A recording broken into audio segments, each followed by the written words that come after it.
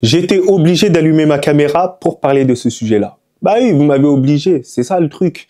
Il y a certains journalistes, il y a certains créateurs de contenu, que ce soit des youtubeurs, que ce soit des tiktokers, etc., qui se sont permis de parler au sujet de Vinicius sans comprendre vraiment ce que Vinicius ressentait à ce moment-là. Alors moi, personnellement, je fais cette vidéo-là pour fixer les choses, mettre les points sur les i et les barres sur les t, forcément, dans tous les cas. Parce que, médiatiquement, j'ai l'impression qu'on veut faire passer Vinicius pour le vilain petit canard. Et tout le monde tombe dans le piège directement, de manière consciente et inconsciente. Parce que oui, il y en a certains qui le font volontairement, pour redorer peut-être l'image d'autres joueurs qui jouent aussi au Real Madrid. Je ne dirai pas les noms, bien évidemment, vous le savez très bien. Donc les gars, avant de commencer la vidéo, n'hésitez pas à vous abonner, à partager la chaîne, mais aussi à activer la cloche, ça me donnera énormément de support. Alors depuis le début de la saison, les gars, on va déjà commencer par ça, on est tous d'accord que Vinicius, il fait pas une très grande saison cette saison. Ouais, non, mais il faut se le dire, c'est plus le Vinicius de l'année dernière. Mais ça, il y a une raison pourquoi. Le Real Madrid a perdu un élément majeur, a perdu Toni Kroos. Un milieu de terrain quand même créateur, un milieu de terrain leader. C'était lui qui commençait les actions, c'était lui le fondateur. Et dans le système du football, le milieu de terrain est le poste le plus essentiel. On appelle ça le poumon. C'est celui qui va construire les actions pour alimenter tout ce qui est attaquant. Et Vinicius bénéficiait énormément de ça. Des passes, de la bonne activité des milieux de terrain, du mouvement que pouvait appliquer le milieu de terrain. En l'occurrence, ce qui s'est passé hier, c'est que le milieu de terrain du Real Madrid, il était totalement statique. Il n'était pas bon, le milieu de terrain du Real Madrid. Faut se le dire, hein. Ça se parlait pas, ça jouait de manière trop académique. Il a fallu que Valverde monte d'un cran et que Camavinga puisse rentrer pour qu'on puisse rajouter ce côté moins académique. Voilà, pour que les défenseurs de l'Atlético de Madrid ne comprennent pas la chose. Et vous avez pu le voir hein, dans le match, que ce soit Kylian Mbappé et Vinicius, ils n'ont pas été trop servis. Et d'ailleurs, même Vinicius a été pris par énormément de joueurs. C'est pour cette raison que Vinicius est moins performant. Tant que le Real Madrid n'arrivera pas à trouver ce milieu de terrain créatif, ce sera compliqué. Surtout que, on va pas se le mentir, le Real Madrid a remplacé Toni Kroos par Kylian Mbappé. Numériquement, c'est ça en fait ce qui s'est passé. Parce qu'il n'y a pas eu de milieu de terrain qui a été additionné. On a tout simplement rajouté un attaquant supplémentaire. Le travail que Jude Bellingham il faisait l'année dernière. Jude Bellingham, l'année dernière, jouait en tant que numéro 9. Alors, le deuxième sujet, et ce que moi, je peux voir, c'est que Kylian Mbappé et Vinicius sont potentiellement pas compatibles. Les deux à la fois, pour moi, non. C'est pas trop ça, en fait. Les deux ne se trouvent pas énormément. En première mi-temps, ils ont dû se faire 5 échanges. Et c'est pas normal. Normalement, ça devait se trouver directement les yeux fermés. Surtout que Kylian Mbappé, on le voit pas trop dans la surface de réparation. Mais voilà, ça doit susciter beaucoup plus de compatibilité. La seule possibilité de compatibilité, vous savez, c'est quoi? C'est si Vinicius est moins fort que Kylian Mbappé. Si Vinicius se place en soldat de Kylian Mbappé. C'est la seule possibilité. Autrement, ce sera pas possible. Les deux, en étant stars, en ayant la volonté d'avoir un ballon d'or tous les deux, ce sera compliqué. Et ça va engendrer en fait cette frustration-là. Parce que l'un va réussir, l'autre va pas réussir. Forcément, il y a un des deux qui obtiendra un ballon d'or potentiellement, on ne sait jamais. Ça peut susciter en fait cette petite jalousie. Et ça va se faire vraiment sur, pour moi, le long terme. On voit des petits agacements par moment, des petites images un peu isolées. Et au fur et à mesure, dans tous les cas, le naturel va prendre le dessus dans tous les cas. Vous le savez très bien. Là, c'est assez contrôlé. Mbappé est assez nouveau dans l'effectif. Alors, je ne dis pas que Mbappé, il est coupable de absolument tout. On le sait très bien. Lui, il vient quand même dans le club qu'il fait kiffer. Pas de souci, c'est normal. Mais ça engendre quand même un déséquilibre parce que le joueur qui a une forte valeur médiatique, le joueur qui sera le plus poussé du côté du Real Madrid, ce sera Kylian Mbappé. Et Vinicius le sait très bien. Et quoi qu'il en soit, il a beau rajouter des paillettes, il a beau dire que Kylian Mbappé, sa réussite, c'est la sienne. Non, c'est faux. Vous savez très bien que c'est face à la caméra, c'est sûr et certain. Vous pensez vraiment que Bellingham, tout ce qu'il dit devant la caméra, c'est ce qu'il pense dans sa tête? Le vrai naturel de Bellingham, c'est lorsqu'il s'agace. C'est là qu'on peut voir Bellingham. Et l'agacement, je suis totalement carda avec lui. Et c'est pour ça que là, je veux vite fait faire une aparté sur Jude Bellingham. J'entends certains journalistes pendant le match dire « Ouais, non, mais Bellingham, il est agaçant, il fait que crier, etc. » Mais le problème, c'est quoi? C'est que Bellingham, c'est la personne qui me comprend le plus sur le canapé. Ouais, non, moi, je suis posé sur le canapé, c'est comme ça que j'ai envie de hurler sur les joueurs. Et c'est lui qui arrive à le faire. Alors, il était mauvais hier. Mais en tout cas, son attitude défensive, elle était tout simplement extraordinaire. Faut se le dire, les gars. Incroyable sur cet aspect-là.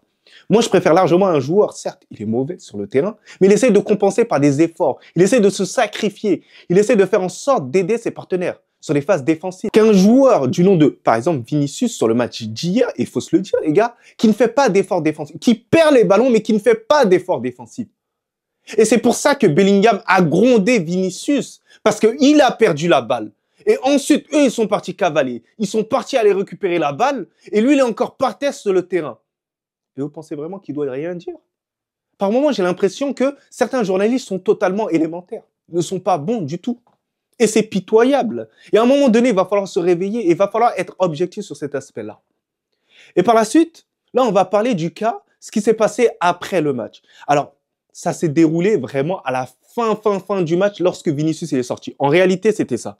Vinicius, il est sorti du terrain parce que Carlo Ancelotti a décidé de le changer avant les tirs au but parce qu'il avait raté son penalty pendant le match. Donc, il pensait que mentalement, ça allait désavantager le Real Madrid. Mais là, on a vu que lors de sa sortie, il a chambré un peu les supporters de l'Atlético de Madrid qui l'ont insulté en retour. Il leur a dit, moi j'ai plus de Ligue des Champions que votre club. Vous avez jamais remporté de Ligue des Champions. Et pourtant, c'est une réalité. C'est même plus du clash, mais c'est une réalité, on va pas se mentir. Mais on va mettre ça dans le clash.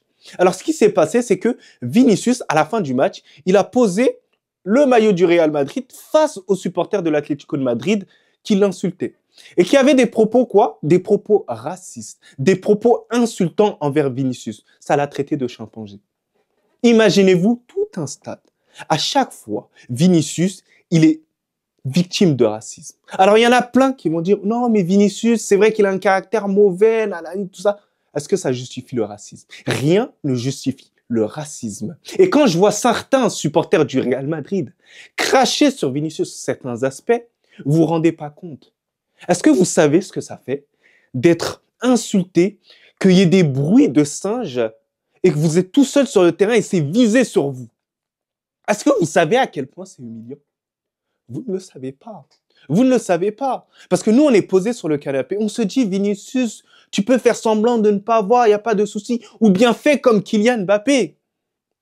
Mais Kylian Mbappé, peut-être qu'il a ce self-contrôle contre l'injustice.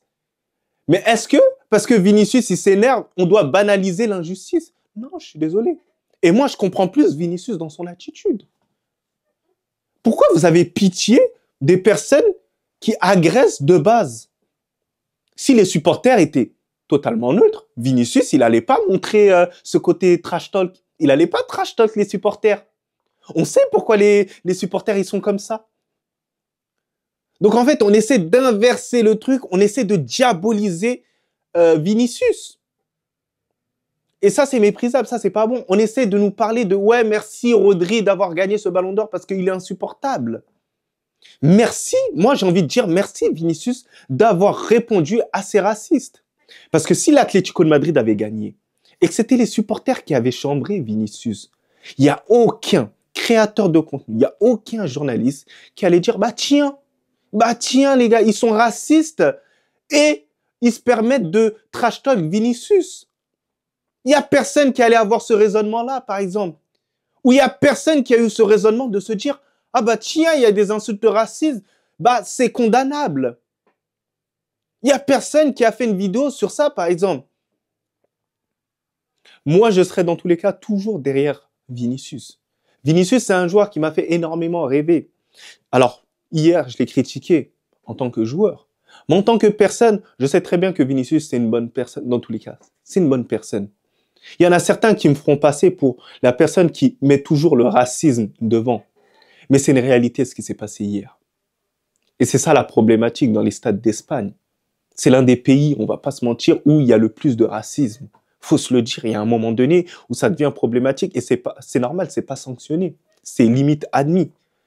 Donc comment, les gars, Vinicius, il doit faire? Mentalement, ça doit taper. Alors certes, c'est vrai, il y a l'argent, on le sait très bien.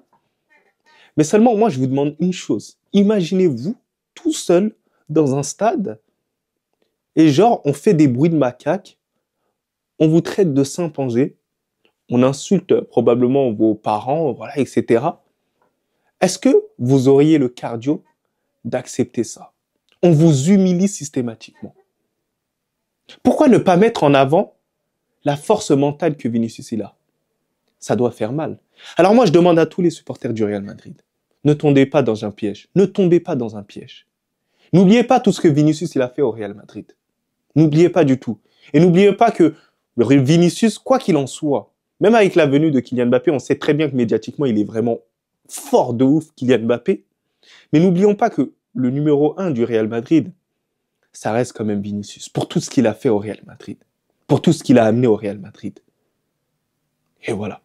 Donc les gars, n'hésitez pas à vous abonner, à partager la chaîne, mais aussi à activer la cloche, ça me donnera énormément de support. Vous connaissez la famille en bien.